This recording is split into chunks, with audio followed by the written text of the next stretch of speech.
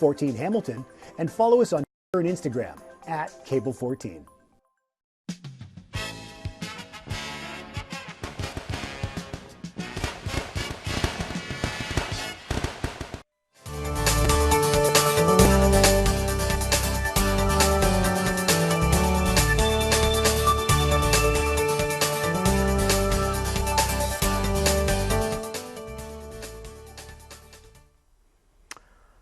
Hi, I'm Terry Cooke, CEO of the Hamilton Community Foundation, and you're watching Hamilton's Vital Signs, a conversation that we have monthly about things that are happening in Hamilton, and I happen to think this one is both important and timely.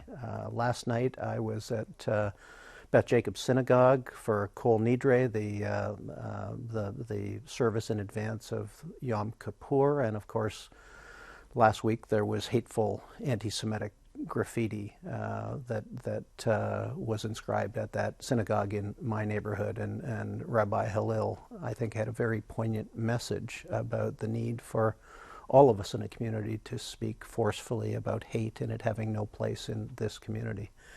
And of course we have had a very tumultuous summer, unfortunately populated by events at City Hall on a regular basis with folks who express racist and anti-immigrant sentiments. We've had 2 consecutive Pride events interrupted by acts of violence by people who hate our LGBT community. And I think it's a time for a call to action for all of us. And I say that as a privileged white male, and I'm really I'm pleased and honored today that we have 2 guests who I think can speak to some of the challenges that are happening in this community and hopefully to some of the solutions that we need to get our heads wrapped around. So, Ameil Joseph, we have done some of this in the past, but it's good to have you back. You are now an associate professor in my School of Social Work at McMaster University. I remain a proud graduate of both your school and that university. Thanks for being with us today. Thanks for having me. And Mouna Bile, the bilingual Black Justice Coordinator at the Hamilton Community Legal Clinic. It's great to have you with us as well. Thank you for having me. So I'm going to start, as I often do in this program, with a bit of a biographical sketch, because I think it's important for our viewers to understand how each of us came to the work that we're doing and what informed that experience. So I'm going to put you on the spot first, Mouna, and tell us a little bit about your background and how you came to do this work. Sure. So I started as the bilingual Black Justice Coordinator a little under a year ago. The initiative that I am the lead of, called Together We Rise, S'élever Ensemble, is meant to facilitate access to justice for the Black community. And it came about through community consultation in 2018, February of 2018, during the African Canadian Heritage celebration. The legal clinic put out sort of an invite for the community to attend an event where they were going to be discussing about the community, whether they knew about their rights and how to advocate for themselves.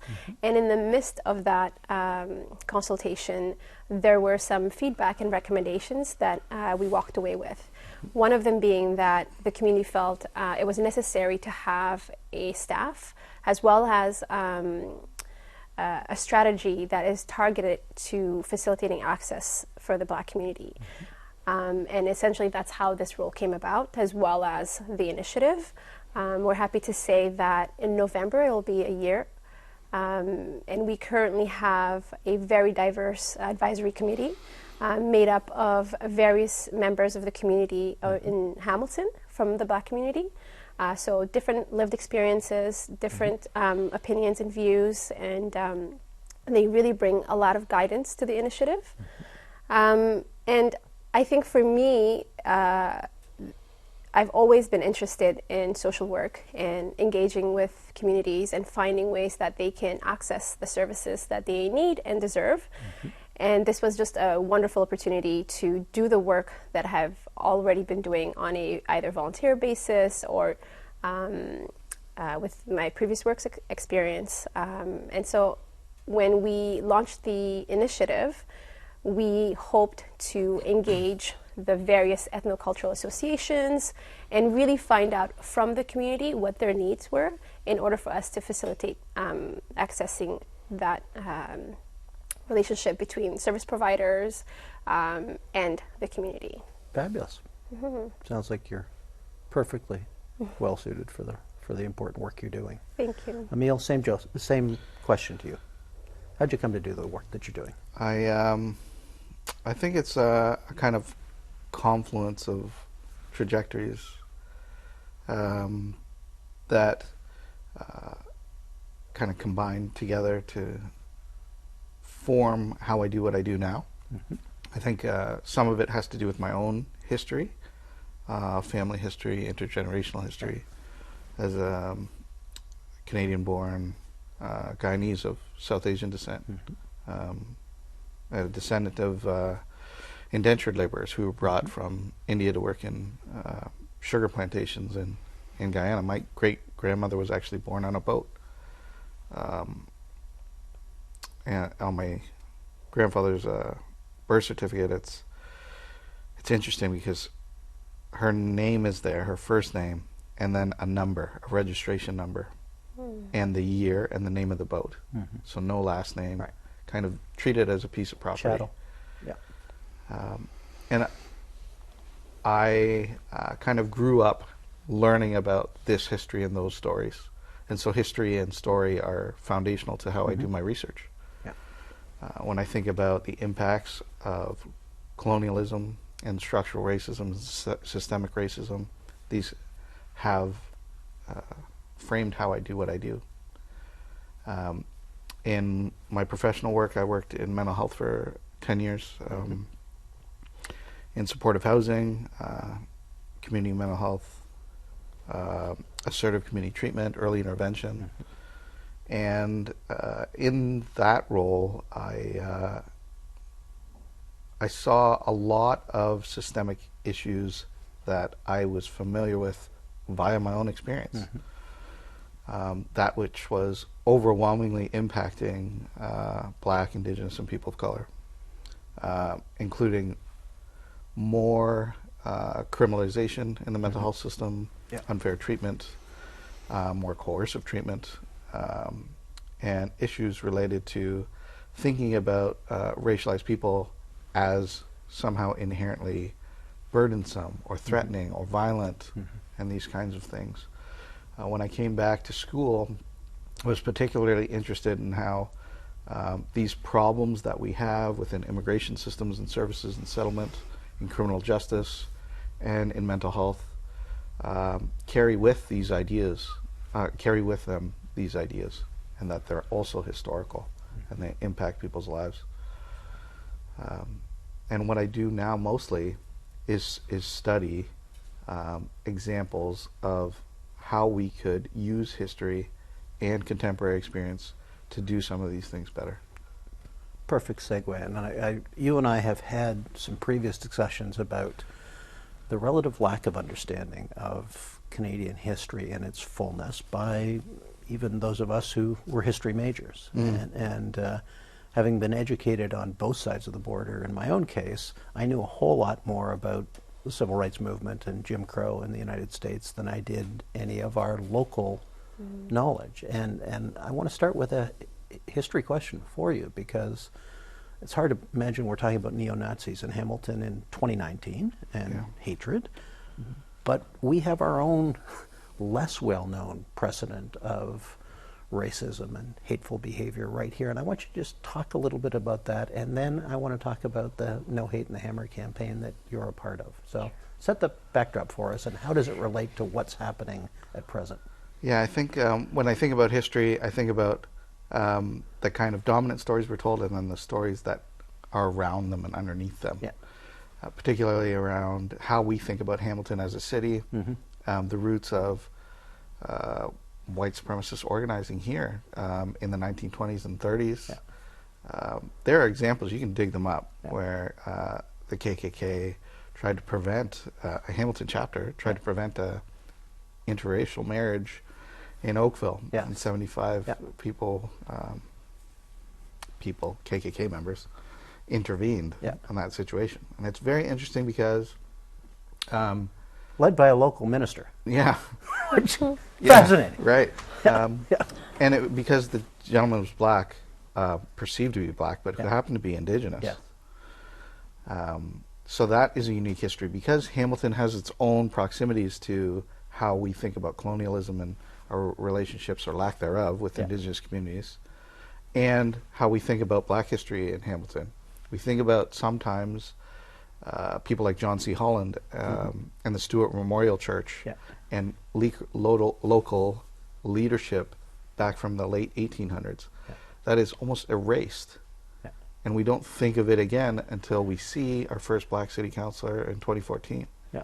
Young Matthew Green, as it were. Yeah.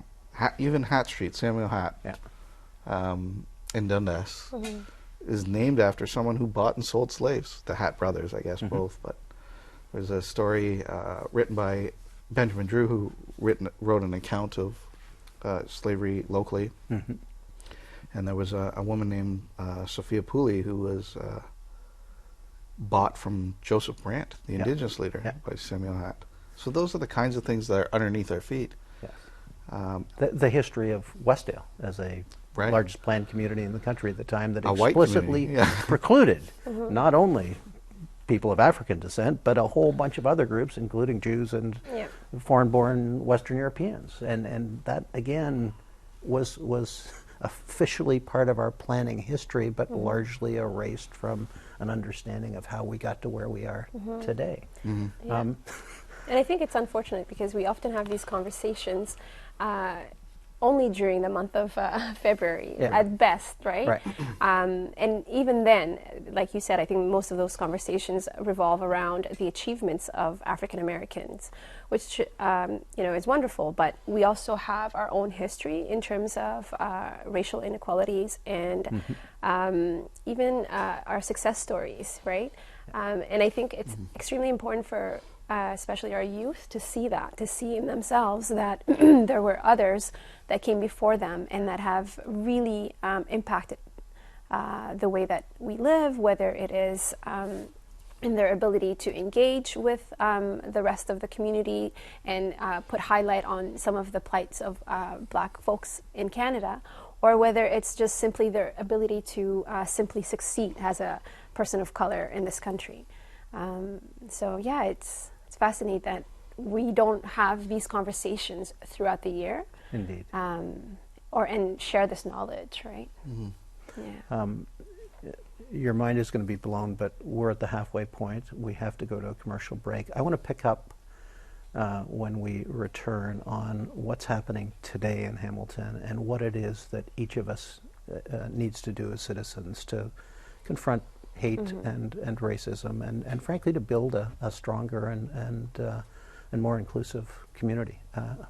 Mouna Bile and Ameil Joseph, great to have you with us. We'll be right back after this commercial break. It's that time again. Get up, get off the couch, and tackle your own to-do list. I am your host, Bob Asadorian. We've got an exciting lineup for you. We've got a fence show, we've got a gate show, we've got plumbing, we've got kitchens, we have bathrooms. Check your TV guide for details or visit cable14now.com.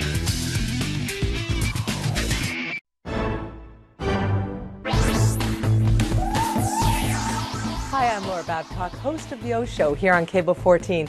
And new this season, we're going to be bringing in some different people with some different opinions so that we can all have a good conversation about local politics. We're also going to have some of your favorites back because, you know, if it's local politics, it's on The O Show here on Cable 14 at 5 o'clock on Tuesdays.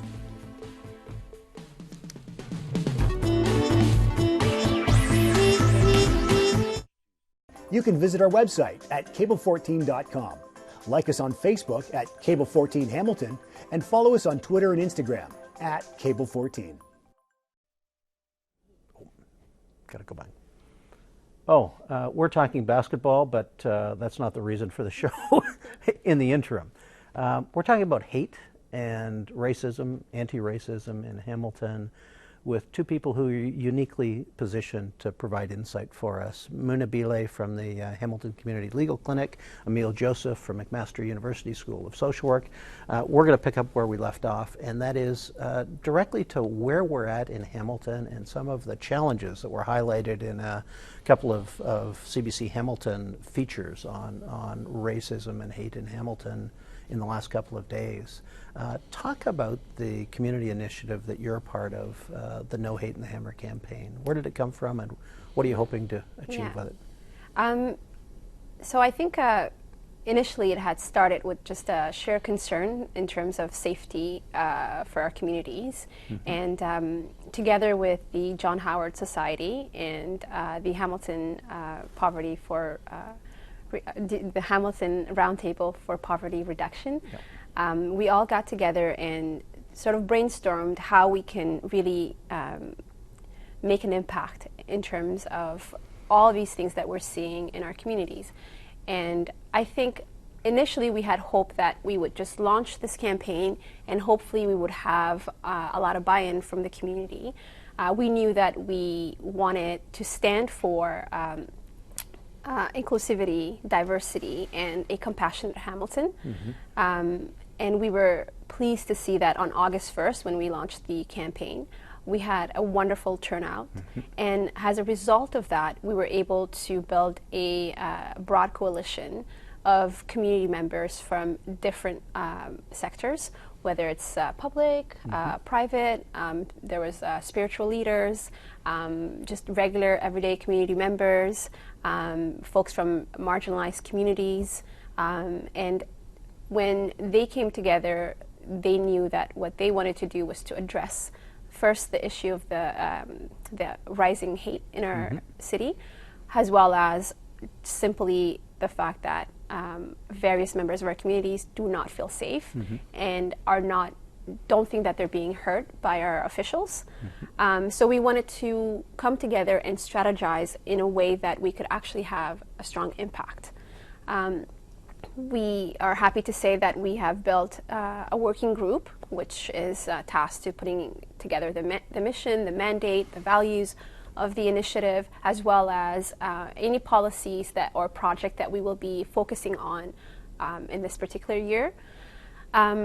The other group that we have is a mailing list, and that is for those that are committed to supporting us, however, for one reason or another aren't able to attend the meetings, and so they want to stay updated, and when we do have an event, they hopefully would like to attend. And then in an effort to publicize the initiative, the campaign, we have made some t-shirts as well as some buttons with our logo, which is the No Hate in the Hammer logo. And our hope for that is so that when folks wear it in their communities and their everyday spaces, that people will ask them to have a conversation, and that will hopefully incite some education or some uncomfortable conversations to take place. But essentially it will get people to think about safety in this city. And the proceeds to all of that, so the t-shirts sell for $20 a t-shirt and $1 per button, and the proceeds go right back to just getting a new shipment of t-shirts. We are lucky to have some businesses supporting us, and we hope more will. And folks can get them at the John Howard Society. And so at this stage, I think we're in the working stages of sort of figuring out how we can really bring about some changes in our communities. And I'm happy to say that we have a really wonderful working group made up of people from all over the city. Fabulous. And we at the Community Foundation are proud to support the initiative because the work is important. Right. I've said on this show before that there are no two sides to the discussion about hate in this community, and there aren't very good people on both sides. I always worry about that equivocation. And Ameil, I'm going to put it bluntly to you. Give me your assessment of what is happening in Hamilton as we speak and what we need to be doing to challenge ourselves, our institutions, and our community to do better on this front, because we certainly don't want to earn the reputation as a place that is welcoming to hate and racism and xenophobia. I think It's a very scary time. It's terrifying. You hear stories of, I hear one in particular where a Muslim woman was coming off the bus on a Saturday morning and screamed at by one of the white supremacist organizers with vile Islamophobic statements. And these kinds of experiences, another example is people sharing with me that they don't feel safe bringing their children or even walking past City Hall because of the organizing hate groups assembling out there every Saturday. Yeah. There's that kind of overt stuff that is also getting kind of watered down in its impacts and intents. And we're often reverting to conversations about freedoms of speech, freedoms of expression. And I think those starting points are a really low bar for us when we're thinking about what we want in terms of equity and inclusion and having people feel safe and welcome. And that entry point is often one that's not dictated by us, but one that is the kind of talking point of the white nationalists, right, white supremacist groups. And that level of organizing is sort of cultivated online. And there are a number of ways that we can talk about this that engage with people who are doing the work, that people have the knowledge and experience and expertise to help address hate in Hamilton. There's a saying, and in this country, we don't have an unfettered right to free expression when it bridges into hate. Absolutely not. There's a number of ways we can talk about it in terms of charter rights and on the Ontario Human Rights Code. We can talk about regulations around broadcasting. We can talk about the regulations around in the Immigration Act, even in the anti-terrorism legislation. There's all kinds of stuff around preventing hatred and hate speech in terms of entering in the country, what's said online. Well, online, in terms of hate speech, in the criminal code, Section 13 was removed in 2013, and I think that also helped contribute to the problem. We're also talking about a situation where, when we were talking historically, organized hate groups would pamphlet and organize in kind of secret, sometimes flat out in the open, especially here. But now they have all kinds of avenues to organize online and distribute material that is often unchecked, and that is also a problem. So I want to, in the time left, which we're quickly running out of, ask each of you, if you're speaking to institutional leaders, political leaders in Hamilton, where do we need to focus, and what can we do to be allies in advancing this conversation and making a meaningful difference? I think, like Mouna was talking about, there's a ethics to the sentiment "Together we rise." Nothing about us without us. I think that is what is missing. We're missing the impacts of these stories, a couple of them that I shared, that the amount of fear and the amount of violence that is being experienced by our most marginalized communities isn't being appreciated with a priority. That people have a sentiment right now that white supremacist groups will be protected by police, that they will be defended by City Hall, and that does not create a situation of safety. That is one that prevents a situation where we're moving anything forward. I think it has to begin with an acknowledgement of the violence that people are experiencing, and relying on capacities of people who have been developing ideas to counter hatred in Hamilton, respecting those people that are doing the work, who are to us LGBTQ community members, Black, Indigenous, and people of color, people with disabilities, who have been organizing in Hamilton for a long time. If we listen to them and respect them by supporting their work, resourcing and capacity building with them, and letting them lead, I think we're in a place where we're not only committing statements to counter hate, but we're committing ourselves in an ethical way to to respond to it. Yeah, I fully agree. In the 90 seconds that remain, you get the last word. Okay. I think essentially what Ameil said, it's important that we don't assume that lived experiences of marginalized communities are simply anecdotal. Oftentimes that's sort of the response we give to them, but in reality we even have facts now, and yet our officials aren't really able to get on board and assist us or work with us to build policies that are robust and that are actually addressing the issues. But of course, first you have to acknowledge that a hurt has been committed against various members of our communities, and these aren't just words, but there are facts, and they live in these experiences on a daily basis. And so once that is taken into consideration, then we can move past it and actually discuss in tangible ways that we can address hate in our city. And so I would strongly suggest that we work together in a collaborative and mutually respectful way.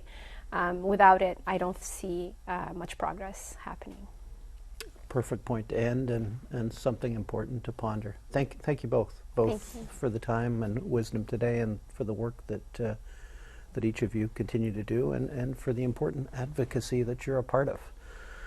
Mouna Bile from Hamilton Community Legal Clinic, and Ameil Joseph from the School of Social Work at McMaster. It's always good to chat with you. I hope you'll come back, and together we can track and hopefully build on the momentum and progress that this community needs to make together.